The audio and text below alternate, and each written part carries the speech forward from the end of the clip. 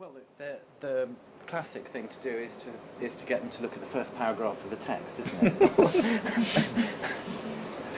it? Yes, it is. Yeah.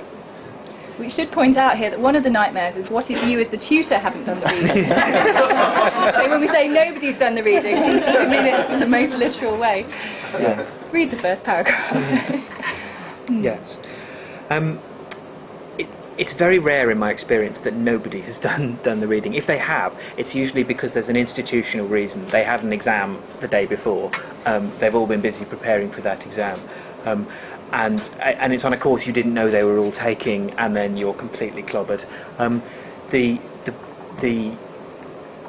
My tip for that is that when you're preparing, there are some exercises you can do which require very little preparation. They just have to have a copy of the text and be able to read certain kind of key paragraphs. If you know which paragraphs there are, such as, say, if you're doing the kind of scene setting one at the beginning, or the way that a particular character is being described, then focus in on those paragraphs and just allow them to do some reading in the session.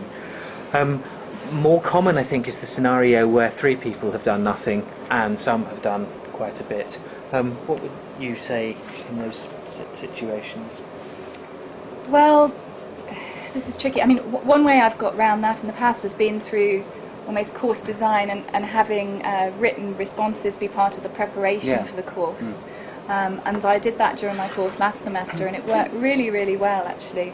It did seem to get over the problem of students not preparing for class. The way I ran it was that there were 4 prompts that they were given for the following week, and they each had to choose one of the prompts to write on. And I said to them from the beginning of the course, I will call on you, okay? I'm not going to wait for people to volunteer. I will call on you and ask which question you decided to answer and what you said. And I did that very systematically from the beginning. And I think if they know they're going to be called upon to share something that they've done in advance, it also helps build confidence, because they're not on the hoof having to think of something intelligent to say. They've already had a chance to gather their thoughts beforehand.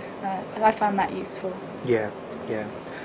I have once exercised the nuclear option with a group of saying, then I'm not teaching you. But that was a particular group that needed a bit of nuclear power. I don't think I'd have the courage to do it now. I think I was young and arrogant. I did that and got into trouble with the institution. So you do have to be very careful with the extent to which you cut up rough. Yeah. But honesty, I think, is important. Calling them on it. I mean, if it's most of the class, and only one person has done the reading, and within the first 5 minutes you can tell, I think actually saying, let's stop for a minute here. Who honestly has prepared for this? I do understand if there are reasons why you couldn't. I just need to know so I can teach this at the right level and in the right way.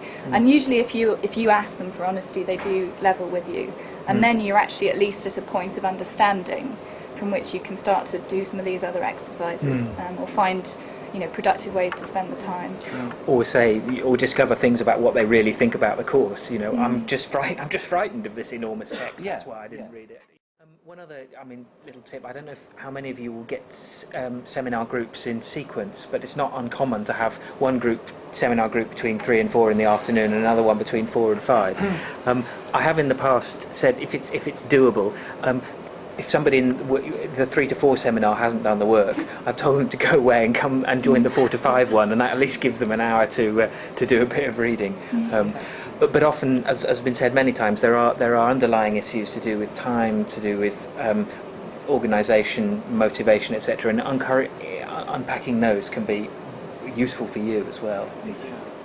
Yeah. But I suppose our basic answer is the non-answer, which is if you prepare in a particular way, you shouldn't have so much of a problem. If you structure things between seminars in such a way, if you experiment with things like online discussion groups and people tracking each other's reading and ask them to do tasks for the seminar, it should. And also, if you've created these ground rules and everybody has a sort of a moral imperative acting upon them, should be less of a problem. Yeah.